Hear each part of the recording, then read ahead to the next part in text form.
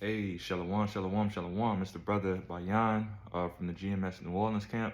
Here to bring you a quick lesson. Prior to get started, I want to give infinite honors and prayers to Yahweh, Bahashim, Yahweh Shai, Bahashim, Kakwadash. Double honors to the apostles and elders of GMS who taught me the truth. Peace and salutations to the hopeful elect, you Akim, you Aqua, to you brothers and sisters in the Hebrew that believe. Okay?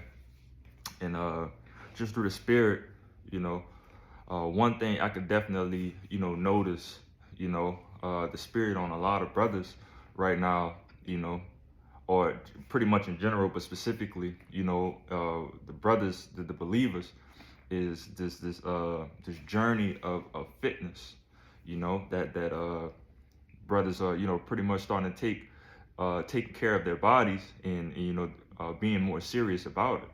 Okay. And that's just something that I'm an advocate for. I enjoy working out, and I'm it's a blessing, to be able to do these things, physically, and have discipline to continue in it, but it's also beautiful to see other brothers getting along with the program. But all this to say that it's definitely something that's important. All right.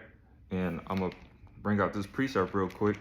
This is the book of 1 Timothy, chapter 4, verse 7. It says, it's like chapter 4, verse 8. It says, "For bodily exercise profiteth little, but godliness is profitable unto all things, having a promise of the life that now is and of that which is to come." Okay. And the point in that many people tend to overlook is that it says that bodily exercise profited little. Okay. And you might see little and you might think somewhere in your mind that means disregard it and focus 100% only on spiritual things and so on and so forth. All right. In which, if you were to balance it out, obviously it's a no-brainer that you want to do everything that is pleasing to Yahweh Shema Shah within the spirit. All right. But it still says that bodily exercise profited. Okay. So the importance of keeping your body straight, it helps with your mental fortitude, it helps with confidence with some brothers, you know. So just because it said that it profited little doesn't mean that you should just completely disregard taking care of your body. All right. So we do all of these things, Jake in our captivity, we in a lot of bad predicaments. Some brothers may work crazy hours, and so on and so forth, whatever it may be, but it's certain things that, that it'll be wise for you to take control of strengthening yourself, disciplining yourself, to make sure that your body is correct. All right. Because at the end of the day, until the Lord blow them trumpets, and he returns, you still have to live in this vessel. Okay. So why not make it, a good vessel for you to be able to maintain yourself, physically, mentally, and however it may affect you to be fit, on work on being fit, eating right and all of these things. Okay. So same thing with like dealing with jobs, the analogy, not analogy, but the saying that when brothers say that, we know that we're at the end times, but that doesn't mean go quit your job. All right. Because you still need to make money. You still need to pay your bills. You still need to take care of yourself. You still need to take care of your family if brothers have, children or so, and a woman, but same thing goes with your body. All right.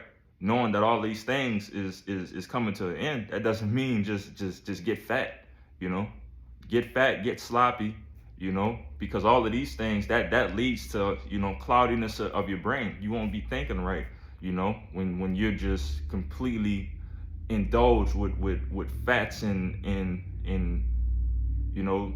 overindulging of food, So again, I'm an advocate of fitness, and it's beautiful, and keep pushing to you brothers that think the same way, and this is motivation also for brothers who are not on that journey yet, and can't really stay consistent with it. It's something that it'll definitely help.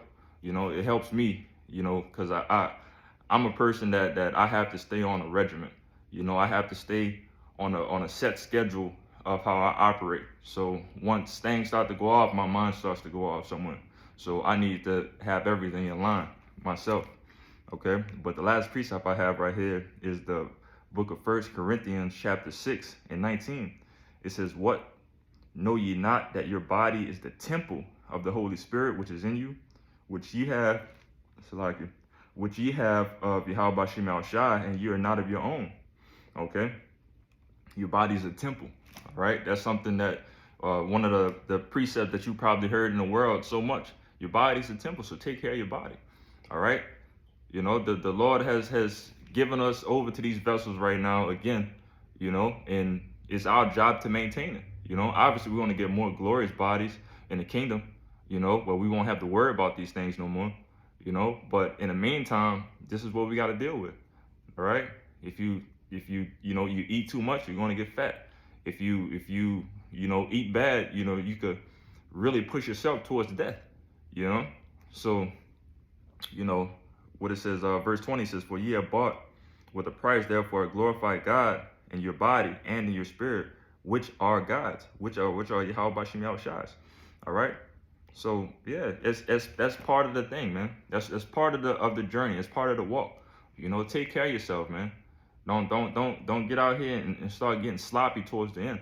All right. And that's what many people, you know, tend to do, you know.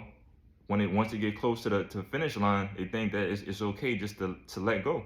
No, continue to apply pressure, you know, first and foremost through the spirit, you know, keep the spiritual things first, but don't lack on your physical needs as well. Okay. Keep your body as that temple as Yahweh Shem Al Shai. All right. But that's pretty much it. I had that on my spirit, you know, and I pray that this lesson was edifying. Praying to get out of here, I want to give infinite honors and prayers to Yahweh, Bahashemi, Yahushai, Bahashemi, Kakudash. Double honors to the apostles and elders, the GMS who taught me the truth. Peace and salutation to the hopefully elect. You Akim, you Akwathus, you brothers and sisters in the Hebrew that believe. And Shalom.